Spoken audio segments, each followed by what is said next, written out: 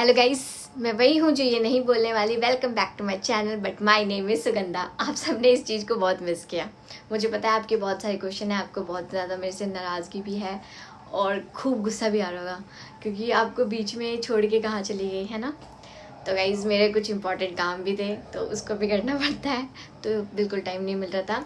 तो आज मैं आ गई हूँ आपके साथ आपके सारे क्वेश्चंस के आंसर देने के लिए। आज से रोज़ आपके पास वीडियो आ जाएगी, आप कमेंट सेक्शन में पूछो और जिनको मैंने कहा है तो कल मैं लाइव आऊँगी तो उसमें आप क्वेश्चंस में से कर लेना, ठीक है। लेकिन जिन्हें मैंने जो चीज़ कही थी पहले वो करके होमवर्क तो करके लाया करो भाई, तभी मैं आंसर दे पाऊँगी ना। थोड़ा आपको भी करना पड़ेगा। मैं स्पून फीडिंग करने वाली सारे क्वेश्चंस थे, मतलब कि किन्हें फार्म डी करना चाहिए, किन्हें बी फार्मा करना चाहिए, डिप्लोमा किसे करना है। तो इतने सारे क्वेश्चंस के साथ हम स्टार्ट करते हैं। मैं आज अपने भाई को बुलाती हूँ अपने वीडियो में, वो आपके कुछ डाउट्स क्लियर करेगा कि उसने बी फार्मा क्यों नहीं लिया और कौन सी कॉलेज में उसने अप्रोच किया, उसने फार्म डी ही क्यों चूज़ किया। तो वेलकम करते हैं श्याम प्रकाश रॉय। कब Hello guys, this is Syam Roy. My full name is Syam Prakash Roy and currently I am a third year PharmD student and my third year is almost going to complete. So आपका question है कि आपको PharmD क्यों choose करना चाहिए और फिर आप PharmD के लिए कॉलेजेस अगर देख रहे हैं तो आपको किस बेसिस पे कॉलेजेस चूज़ करना चाहिए। अच्छा, थोड़ा सा मैं यहाँ पे वो करूँगी, चाहे आप फार्म डी के लिए कॉलेज देखो चाहे बी फार्मा के लिए देखो, किसी भी कॉलेज के लिए देखो तो वो उसके लिए सबके लिए एलिजिबल होता है ना। मैं basically pharmacy council of India PCI और गवर्नमेंट के थ्रू एक एनआईआरएफ रैंकिंग निकाली जाती है। वो एनआईआरएफ रैंकिंग है ना, best colleges of pharmacy in India के बेसिस पे ही दिखता है। लेकिन उसमें कुछ पॉइंट्स ऐसे होते हैं कि सभी फार्मेसी कॉलेजेस के पास फार्मडी नहीं होती है।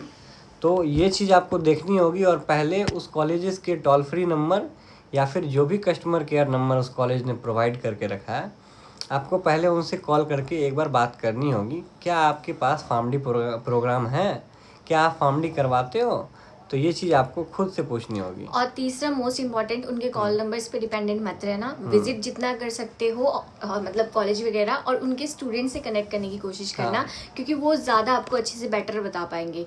क्योंकि कल को आप ये ना फील करो जब आप कॉलेज में पहुंच चुके हो, सेकेंड ईयर फर्स्ट ईयर तो सबके हनीमून पीरियड होता है, ठीक है, किसी भी हॉस्पिटल। तो जो फर्स्ट 2 ईयर्स होते हैं वो तो समझने में ही चला जाता है, मान लो कि वो आपका हनीमून पीरियड है। तो आपको थर्ड ईयर में जाके रियलाइज होता है कुछ जाके कि यार मैंने कौन से कॉलेज चूज़ कर लिया, यार मेरे पास फ्यूचर का क्या पर्सपेक्टिव है, ये सब जानने के लिए। तो इसीलिए बहुत इंपॉर्टेंट है कि आप उस पर्टिकुलर कॉलेज में विजिट करो, जैसे श्याम ने भी करा था, है ना श्याम। हमने काफ़ी सारे रेफरेंस भी देखे तो थे। क्वेश्चन ये आता है कि आपको फार्मडी के लिए क्या करना चाहिए। तो अगर आप फार्मडी करना चाहते हो तो आपको ब्लाइंडली कोई रैंडम कॉलेज चूज मत कर लो। Always check the NIRF ranking and the NAAC accreditation होता है जो नेक के थ्रू प्रोवाइड किया जाता है। तो हमेशा ये नेक और एनआईआरएफ रैंकिंग को याद करके रखिए आप। वो हर साल चेंज होता रहता है, 2025, 2026, 2027। हर कॉलेज इसलिए अपने आप पे कम्पीट करते रहते हैं, अपने आप पे काम करते रहते हैं ताकि उनकी रैंकिंग एक मेंटेन रहे और ऊपर नीचे चलता रहता है उस रैंकिंग में। तो इंडिया के टॉप कॉलेजेस जैसे कि Jamia Hamdard, BITS Pilani, JSS Mysore and Manipal, ये सब उस रैंकिंग में रहते हैं, ऊपर रहते हैं और ऊपर नीचे होते रहते हैं। ये समथिंग ऐसा है कि इवैल्यूएशन करना, जैसे आप कॉलेजेस में जाते हैं, आपकी इवैल्यूएशन की जाती है, टेस्ट वगैरह। तो ऐसे ही कुछ पैरामीटर्स पे, जैसे कि रिसर्च वहाँ का कैसा चल रहा है, या वहाँ के एकेडमिक्स के मतलब बच्चों की परसेंटेज पास होने की क्या है, नॉलेज क्या मिल रहा है उनको, इंफ्रास्ट्रक्चर कैसा है, लैब्स की क्वालिटीज़ कैसी है। तो इनके बेसिस पे कुछ रैंकिंग्स वगैरह प्रोवाइड की जाती है। तो जैसे कि जामिया का है तो वहाँ के प्रोफेसर जो हैं बहुत अच्छे रिसर्चर्स भी माने जाते हैं वर्ल्ड के, है ना। तो इस तरह से किए जाते। तो आप उनके वर्क रिनोन है पूरे, बहुत अलग अलग कंट्रीज में उनके वर्क को सराहना किया जाता है। इस तरह से चूज करो आप, है ना। और एज ए फार्मडी के लिए कॉलेज चूज करने के लिए निकला था, तो एक फार्मडी के लिए हॉस्पिटल, खुद का हॉस्पिटल उस कॉलेज का होना बहुत ज़रूरी चीज़ हो जाती है। क्योंकि आपको as a PharmD clinical exposure के लिए ही आपने फार्मडी चूज़ किया था।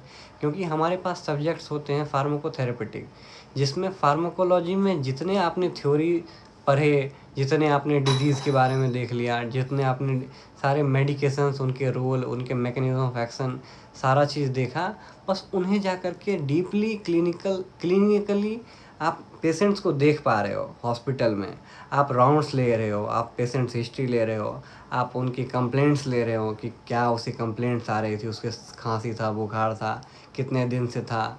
उसके बाद उसकी कंप्लेंट्स ले करके आप उसके सब्जेक्टिव एनालिसिस कर रहे हो, आपके उसके ऑब्जेक्टिव एनालिसिस कर रहे हो।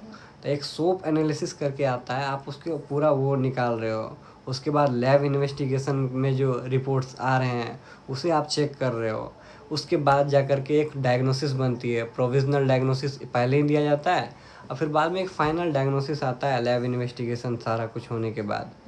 उसके बाद फाइनल डायग्नोसिस के बाद प्रॉपर एक ड्रग रिकन्सिलेशन परफॉर्मा होती है, जिसमें ड्रग रेजिमेंट्स को डिस्कस किया जाता है, डॉक्टर प्लान ऑफ केयर होता है, ड्रग चार्ट्स बनते हैं, कब कब किस डोज में देना है, क्या उसकी टाइमिंग रहेगी, ड्यूरेशन रहेगी, कौन कौन से दवाइयाँ चलेंगे, उसका पूरा ड्रग चार्ट और पूरा टाइमिंग के साथ नर्सेस को भी बताया जाता है, समझाया जाता है।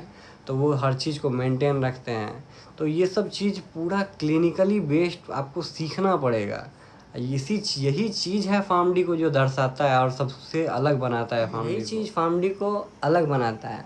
और as a doctor of pharmacy आपका ये रोल बनता है कि आप एक ड्रग कंसल्टर हो। आपको उस ड्रग की नॉलेज एक डॉक्टर से आप एक डॉक्टर ही हो, उस वार्ड में आप एक डॉक्टर ही हो, लेकिन आपसे ऊपर एक MBBS डॉक्टर होंगे जो आपसे ही सलाह लेंगे कि कौन से ड्रग का ज़्यादा ADR नहीं है, मतलब एडवर्स ड्रग रिएक्शन, किस ड्रग का कोई कॉन्ट्रा इंडिकेशन है या नहीं है, या फिर इस ड्रग के अगर एक ही क्लास में से 2 ड्रग तो नहीं चले गए हैं, या फिर दो अलग अलग क्लास से अगर एक ही डिजीज़ के लिए वो मेडिकेशन जा रहे हैं तो वो सही रहेगा या नहीं रहेगा उस पेशेंट के लिए। क्योंकि उस पेशेंट का अगर एज बहुत ज़्यादा है तो वो 2 मेडिकेशन एक ही क्लास से नहीं जाएंगे उसे। तो बहुत चीज़ ऐसी देखनी होती है। जैसे कि मेटफॉर्मिन हम यूज़ करते हैं, बैगोनाइट्स यूज़ करते हैं, लेकिन पेनफॉर्मिन यूज़ करते हैं, बैन हो चुका है। सेम क्लास ऑफ ड्रग है लेकिन ADR ज़्यादा था, है और ना? जैसे कि ब्लड प्रेशर का पेशेंट है, हाइपरटेंशन है उसे, तो एक ही क्लास से दो ड्रग्स उसे नहीं सजेस्ट किया जा सकता, उसकी जगह पे कोई दूसरा ड्रग दिया जा सकता था। तो कॉम्प्लिकेशन नहीं होना चाहिए। ड्रग से किसी भी पेशेंट को कोई भी प्रॉब्लम नहीं होना चाहिए, या फिर उसको लाइफ थ्रेटनिंग प्रॉब्लम्स नहीं होनी चाहिए, क्योंकि पेशेंट आया ही है मेडिकेशन से ठीक होने के लिए, और मेडिकेशन ही अगर उसे एरर मतलब हो जाता है, और उसी एरर को हमें कम करना है और जड़ से ख़त्म करना है। अगर आप देखो USA का ही अगर आप सिनेरियो लेके चलो, तो अगर USA अपने आप को सुपर पावर बोलती है, तो आप ये देख लो वर्ल्ड हेल्थ ऑर्गेनाइजेशन जो WHO होता है उसके रिकॉर्ड में देख लो आप कि सिर्फ अमेरिका में ही कितने सारे डेथ, मतलब पेशेंट्स की जान जाता है। एरर को वो लोग ठीक से कंट्रोल नहीं कर पाए, और जो ये चीज़ बताया जाता है कि राइट डोज राइट टाइम, ये तो यहीं पे PV का बहुत इंपॉर्टेंट रोल होता है।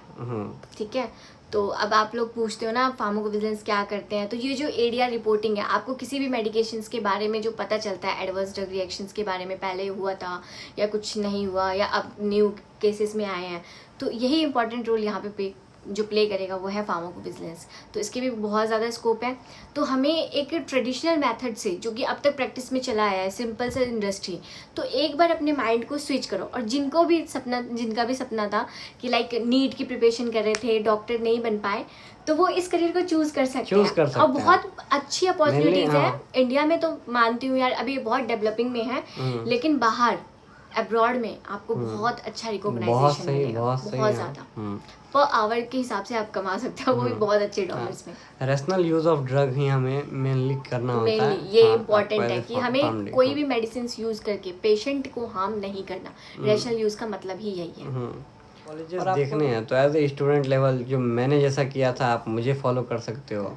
कि मैंने तो ये किया था कि मैंने सभी कॉलेजेस के NIRF रैंकिंग निकाले थे, सभी कॉलेजेस को मैंने कांटेक्ट किया था, पूछा था आपके यहाँ फार्मडी प्रोग्राम है या नहीं, और जो मैंने एक शॉर्ट लिस्ट किया था 4-5 कॉलेजेस, मैं उस कॉलेज को विजिट करने निकल गया था अपने घर से, एक बैग लेकर के, उसमें 2 जोड़ी कपड़े लेकर के मैं निकल पड़ा विजिट करने के लिए। मैंने प्रॉपर उन कॉलेजेस में विजिट किया, 2-3 दिन रहा। अगर वहाँ रहने की सुविधा थी तो मैं वहाँ रहा, नहीं तो फिर मैं आसपास कोई रूम ले करके या फिर ऐसे ही रह करके कॉलेज। और मुझे सुगंधा दी ने सजेस्ट किया था कि ऐसे करके तुम फार्मडी के लिए कॉलेजेस देख सकते हो। हाँ, और फिर हाँ, और फिर actually- हॉस्पिटल हमारे लिए बहुत हाँ, जरूरी हो जाता मौसा है। जी जो थे ना वो बहुत शाम के लिए ट्राई कर रहे थे कि क्या अपॉर्चुनिटीज अच्छी रहेगी, जैसे कि मतलब मेडिसिन के अलावा, नीट के अलावा भी कोई और, जैसे कि नर्सिंग भी सोच रहे थे, हाँ। या टेस्टिंग वगैरह, नहीं, लैब वगैरह। पहला मुझे बीडीएस के लिए बोला हाँ, गया था, BDS डेंटल के वगैरह, लिए, डेंटल वगैरह। तो मुझे डेंटल चूज नहीं चूज करना नहीं करना था। तो फिर मैंने कहा कि जैसे बी फार्मेसी तो इसके लिए मुझे सही नहीं लगा, तो मैंने कहा कि फार्म डी भी बहुत अच्छा है, तो इन्होंने फिर उस चीज पे फोकस करा, तो बहुत सही था। और भी मतलब मैं हाँ। इसको देखती हूँ तो मुझे खुद लगता है कि यार सही है, कम से कम 5 साल के बाद डॉक्टरेट की आपको मिल जाएगी ना। हाँ, 5 साल के बाद डॉक्टर मुझे श्याम कहलाएगा। हाँ, उसके बाद मुझे मेरा एक साल का इंटर्नशिप रहेगा। ये एक 6 साल का प्रोग्राम होता है जो कि पूरा क्लिनिकल बेस्ड होता है। आप क्लिनिकल फार्मासिस्ट होते हैं। हाँ, और फिर आपको मेनली आपको यही देखना है, हॉस्पिटल तो देखना ही है, आपको कुछ कुछ चीज़ चेक करनी है कि इस कॉलेज का खुद का हॉस्पिटल है या फिर ये टाई अप करके टाई अप के साथ रखते हैं। अगर टाई अप किया हुआ है तो आपको कुछ कुछ प्रॉब्लम्स को फेस करना होगा, लेकिन अगर उस कॉलेज का खुद का हॉस्पिटल हो तो वो बहुत सही रहेगा। जैसे मेरे कॉलेज का खुद का हॉस्पिटल है तो मेरे लिए वो बहुत सही हो जाता है, क्योंकि आपकी डायरेक्टली इंटर्नशिप वहाँ पे मतलब आपको वर्क करने का एक्सपीरियंस मिलता रहता है। तो साथ में ड्यूटी लगती रहती है। मेरे कॉलेज में एमबीबीएस भी है, तो सभी एमबीबीएस स्टूडेंट्स रहते हैं और हमें भी क्लिनिकल एक्सपोजर रहता है। तो हम लोग मेनली कैंसर पेशेंट्स को देखते हैं, आईसीयू पेशेंट्स को देखते हैं और उनके ड्रग रेजिमेंट्स देखते हैं और कौन कौन से ड्रग चल रहे होते हैं, वो ट्रीटमेंट प्लान सब देखना होता है। बस यही। श्याम, तुमने इतनी अच्छी चीजें बता दी, इम्पोर्टेंट बता तो दी है ना, लेकिन इसके लिए मेहनत कौन करेगा?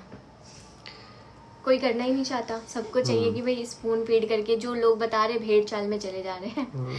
यार थोड़ा सा ना चैट जीपीटी की हेल्प ले लो। हाँ, आपके पास की नेटवर्किंग कर लो, आपको बहुत फायदा मिलने वाला है। मैं इसलिए कहती हूँ कि जितनी ज्यादा नेटवर्किंग करोगे उतना फायदा, सिर्फ इंडिया के लिए नहीं बोल। लेकिन चैट जीपीटी से भी आपको पता होना चाहिए आप सवाल उससे क्या पूछ रहे हो। हाँ, वो भी एक स्पेसिफिक क्वेश्चन, हाँ वो भी एक स्पेसिफिक क्वेश्चन का एक स्पेसिफिक ही आंसर देता है। तो आपको उस हिसाब से पूछना है कि वो आपको और डीप में और अच्छे से बता सके। लेकिन थोड़ा रिसर्च करो, खुद पे काम करो, ऐसे नहीं कि सिर्फ और सिर्फ वीडियो के फ्लो में और आप पहले तो ये देखो कि आपको वो चूज करना है, वो आपके लिए वो बेहतर है या नहीं। इंटरेस्ट को मैच करके देखो। जैसे इसको इंटरेस्ट था तो ये बहुत अच्छा कर पा रहा है और इसको मजा आ रहा है। अगर मैं इसको जबरदस्ती थोप देती तो ये नहीं सरवाइव कर पाता, 2 साल 1 साल में ही भाग आता। उस कोर्स के आप सब्जेक्ट्स को एक बार निकाल के देखो कि कौन कौन से सब्जेक्ट्स मुझे पढ़ाए जाएंगे, वो सब्जेक्ट्स में मुझे इंटरेस्ट है या नहीं, ऐसे करके। मुझे तो फार्माकोलॉजी में बहुत इंटरेस्ट था। तो आपको अपना बेस्ट देना पड़ेगा। थोड़ी मेहनत करो, बहुत मतलब स्कोप नहीं है उनके लिए जो कि मेहनत नहीं करना चाहते, स्कोप उनके लिए बहुत है जो कि अपने आप पे मेहनत और सीखना चाहते हैं। लर्निंग को एक टेक्निकल के साथ जोड़ के चलो, तब आपको मज़ा आ जाएगा। लेकिन अगर आप सिर्फ और सिर्फ थियोरेटिकल रहोगे तो बहुत पीछे रहोगे। आपके टाइम पे थ्योरी तो नहीं चलती है, जहाँ पे एआई का ज़माना आ गया, एडवांस हो चुके हैं हर चीज़ों, तो खुद को थोड़ा सा नॉलेजेबल डाटा के साथ, इन्फॉर्मेटिक्स के साथ बढ़ाओ, है ना। तो अगर आपको कोई भी डाउट हो तो मुझसे पूछ सकते हो, श्याम से भी पूछ सकते हो, है ना श्याम। हाँ, मेरा इंस्टाग्राम आप हैंडल मेंशन कर देना। हाँ, क्योंकि अभी मैंने इंस्टाग्राम स्टार्ट नहीं किया है सारा कुछ ये सब चीज़ का, लेकिन मैं जल्दी ही कंटेंट क्रिएशन स्टार्ट करने वाला हूँ। अभी उस चीज़ पे तो ज़्यादा डिस्टर्ब भी मत करना, आप मुझसे पूछ लेना, मैं इससे क्वेश्चन पूछ दूंगी, या अगर मैं रेफरेंस दे सकती हूँ, है ना, कुछ रेफर होगा तो, क्योंकि इसके भी एग्जाम्स वगैरह रहेंगे तो ये ज़्यादा रिप्लाई नहीं कर पाएगा, लेकिन आप मुझसे पूछ सकते हो, मैं आपके रिप्लाई दे दूंगी।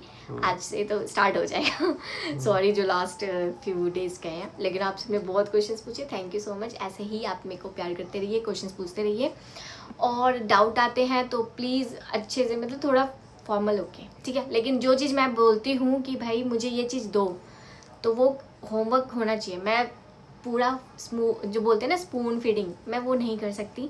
जब तक आप मुझे ये नहीं दिखाओगे कि हाँ मैं जानने के लिए तैयार हूँ, तब तक मैं आप में इन्वेस्ट कैसे कर सकती हूँ, है ना। तो थोड़ी सी मेहनत खुद के लिए, ठीक है। तो इस वीडियो को यहीं एंड करते हैं। नेक्स्ट वीडियो में आप क्या जानना चाहते हो कमेंट करो। और PharmD is a very good career, जिनको अब्रॉड जाना है और कुछ डायनेमिक चेंजेस लाने हैं इस क्या बोलते हैं फार्मा फील्ड में, तो प्लीज़ चूज़ करो। जिनको इंडस्ट्री वगैरह नहीं जाना और थोड़ा एक्सपोजर लेना है डॉक्टरेट का, थोड़ा क्या बहुत ज़्यादा ही आपके एक्सपोजर्स होते हैं, पूरा क्लिनिकल ही होता है। इसलिए मैं बार बार कहती हूँ कि अगर आप सिंपल हॉस्पिटल फार्मासिस्ट बनने से अच्छा आप- क्लिनिकल हाँ, फार्मासिस्ट आप जितने केस रिकॉर्ड्स पे काम करेंगे, हम्म। जितने डिजीज़ पे काम करेंगे, जितने ज़्यादा पेशेंट हिस्ट्री लेंगे, जितने ज़्यादा मेडिकेशन के रोल और उसके एक्शन प्लान को, थेरेपेटिक इफेक्ट को, उसके एडीआर को समझेंगे, उतना ही ज़्यादा आपके लिए आपके लिए बेहतर benefit है। रहेगा as a PharmD student. PharmD ही नहीं फार्मासिस्ट भी, क्योंकि आजकल आपको खुद पता है कि हर एक फार्मडी के लिए ही नहीं, एडीआर रिपोर्टिंग आप सभी फार्मासिस्ट लाइक आपने डिप्लोमा भी किया है उसके बाद भी आपको पता होना चाहिए, क्योंकि आपने उसमें एचसीपी में भी पढ़ा होता है। तो ये सब हम अगर एक फार्मासिस्ट बन रहा है, उसको एक डिग्री लाइसेंस मिल रहा है, तो उसकी ये रिस्पॉन्सिबिलिटी बन जाती है कि उसको ये सब चीज़ों की नॉलेज होनी ही चाहिए। ठीक है, तो अपनी वैल्यू को बढ़ाओ, अपनी लाइसेंस की और अपने डिग्री की वैल्यू बढ़ाओ, खुद की वैल्यू बढ़ाओ। ठीक है, तो इसी के साथ वीडियो को एंड करते हैं, मिलेंगे नेक्स्ट ब्लॉग में और बाय, थैंक यू।